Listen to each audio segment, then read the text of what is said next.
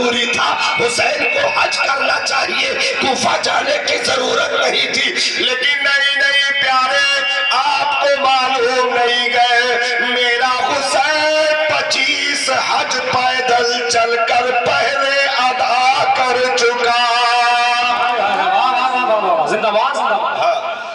اب وہ حج نفل ہے صاحب، اور امام عالی مقام رضی اللہ تعالیٰ عنہ نے مکہ سے جاتے ہوئے گویا یوں ارشاد فرمایا ہو، اور دنیا سے کعبہ کا جلوہ دیکھنے والوں، حج کو آنے والوں مبارک ہو، تمہارا حج مبارک ہو، میرا مزدلفہ کا قیام مبارک ہو، یہ بھی ضروری ہے، اور جہاں میں جا رہا ہوں وہ بھی ضروری ہے۔ تمہارے حج کرنے سے اسلام کے یادوں کی تازگی ہوگی، یادوں کو تازہ کیا جائے گا، میرے کربلا جانے سے ان یادوں کی حفاظت ہو جائے گی۔ واہ واہ واہ، زندہ باد زندہ باد، تم نعرہ لگا دو نا۔ نعرے تکبیر، نعرے رسالت، مسلک اعلی حضرت، ذکر امام حسین، واہ واہ واہ، زندہ باد۔ تو امام نے گویا یوں فرمایا ہو، او خلاف کعبہ کے سائروں، تمہارا بھی حج ضروری ہے، اور جہاں میں جا رہا ہوں یہ کسی حج سے کم نہیں ہے، حج تمہارا بھی ہے، حج ہمارا بھی ہے۔ تمہارے حج میں کعبہ کا 7 چکر ہے، میرے حج میں میدان سے خیمے تک کا چکر ہے، تمہارے حج میں 2 چادریں پہننا ہے، میرے بھی حج میں 2 چادریں پہننا ہے، تم اسے احرام کہو گے، ہم اسے کفن کہیں گے، تمہارا بھی حج ضروری ہے، ہمارا بھی حج ضروری ہے۔ ارے تمہارے حج میں مینا کے میدان میں جانور کی قربانی یعنی گردن کاٹ کر کے خون بہا کر ابراہیم اسماعیل کی یادوں کو زندہ کرنا ہے، میرا بھی حج ہے۔ اگر تم مینا میں دمبا کاٹ کر حج کرو گے تو ہم کربلا میں اپنے لاڈلوں کا گردن کٹوا کر حج کریں گے، تمہارا بھی حج ضروری ہے، ہمارا بھی حج ضروری ہے۔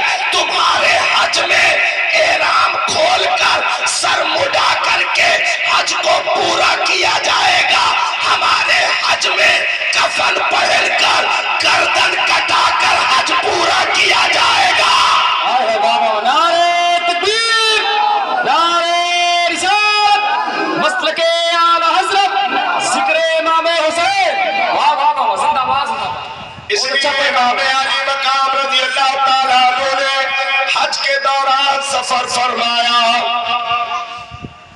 اور یہ ارشاد فرما دیا، پوری دنیا کو یہ پیغام دے دیا کہ وقت رہے تو حرم کا سجدہ ضروری ہے،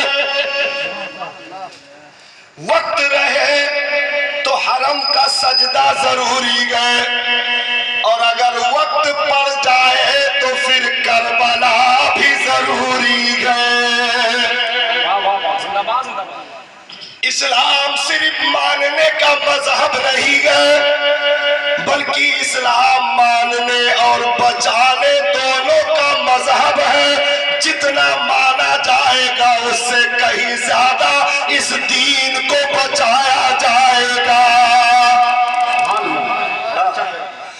اگر مدینہ میں سرکار کی ابتدا میں صدیق اکبر نے سجدہ کیا، فاروق اعظم نے سجدہ کیا، عثمان ذو النورین شیر خدا نے سجدہ کیا، تو جب حالات تھے اچھے، وقت تھے تو سجدہ امام الانبیاء کی ابتدا میں ادا کیے گئے، لیکن جب وقت پڑ گیا تو میرے نبی بھی بدر میں کھڑے گئے، صدیق بھی بدر میں، فاروق بھی بدر میں، عثمان بھی بدر میں، مولا علی بھی بدر میں، بلال، ابو ہریرہ، ابو طلحہ، یہ سب بدر کے میدان میں کھڑے گئے، 313 بدر کے میدان میں گئے، اور کھڑے ہو کر کے اور قربانیاں دے کر کے دنیا کو یہ بتا دیا کہ جہاں دین میں जरूरी है, वही दीन में इस सजदे की आबरू को बचाना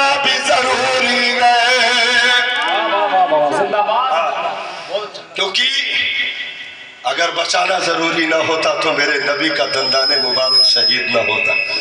अगर बचाना जरूरी ना होता तो मुस्तफा पर दुश्मनों के पत्थर ना उठे होते। अगर बचाना जरूरी ना होता साहब तो ओहद के मैदान में अमीर हमजा का कलेजा न चबाया जाता।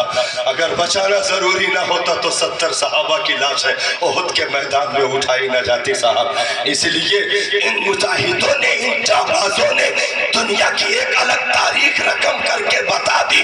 क्योंकि दुनिया का और कोई भी दूसरे मजहब का मामला हो, सिर्फ मानना है, बचाने का परसेंट 0 दिखता है। लेकिन ये इस्लाम है कि 1400 साल से हम इसे कलेजे से भी लगाए हैं और इसको बचाने के लिए हमारे न जाने कितने मुजाहिदों ने अपने खून का आखिरी कतरा निचोड़ दिया है। क्योंकि इस्लाम तेरी नब्ज न डूबेगी हश्र तक, तेरी रगों में खून है रवा 4 यार का। जिंदाबाद। इसलिए इमाम आली मकाम रज़ी अल्लाह ताला अन्हु, बस आखिरी सतर का पैगाम। मौलाना लोग कहा तो ये काव कचवाया हो, सलाम पढ़ देते हो, उकताब तो नहीं हो, उकताए हो ना भाई। कब्बो जिंदगी रही इंशाल्लाह ये गांव में यहाँ हमारे तो मगरिब बादे तकीर कर। हाँ यार बहुत लोग टाइम हजरत खाई लेते सब। बताओ एक बजाय दिन सलाम के टाइम रहा, अब इतनी टाइम तकीर करे मतलब है कि मौलाना लोग सब गुस्सा थे हमारे ऊपर। भाई सबका इमामत करे के, फजीर नमाज पढ़ावे के, और कहा था तुम दौजे दे के सलाम पढ़ाने की बातों बातों मियाँ बढ़ाए लेके चलाए। लेकिन मसला वो नहीं है, मसला ये है कि 2-3 महीने से बेचारे मेहनत कर रहे हैं।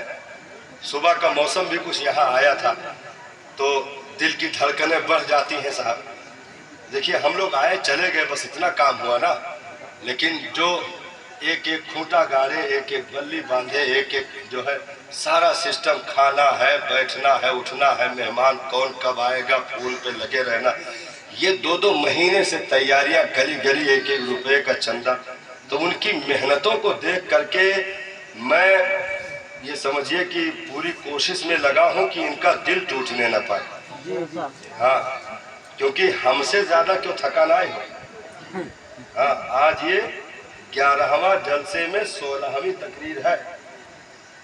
हाँ 11वां जलसे में 16वीं तकरीर है। और अभी तो पता नहीं अभी कहाँ तक सिलसिला है। मैं इमाम हुसैन का सदका मिल रहा है, खा रहे हैं, कम से कम इस गुनहगार जबान से उनका जिक्र तो हो जा रहा है।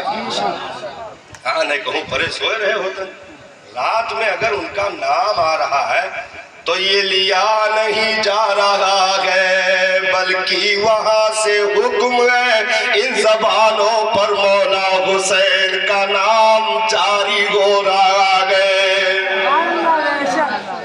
क्योंकि गौसे आजम सरकार ने इरशाद फरमाया कि जब तक मैं ना चाहूं मेरा कोई नाम नहीं ले सकता।